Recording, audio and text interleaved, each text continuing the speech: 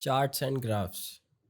They are powerful visual tools in Excel that allows you to represent data in a visually appealing and easy understandable format. So the first question arises, which type of chart to use? How do we get to know? Well, it can be answered by answering these questions.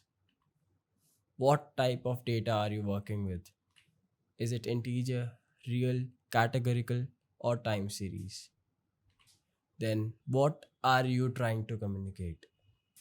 Is it a distribution, trend, or comparison, or distribution? What are you trying to communicate?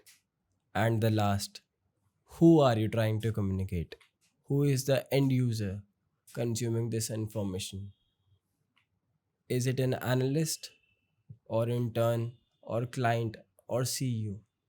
Depending on the end user and considering all these questions, you need to decide what type of chart to use and how to represent it, what sort of formatting to be done considering a specific chart.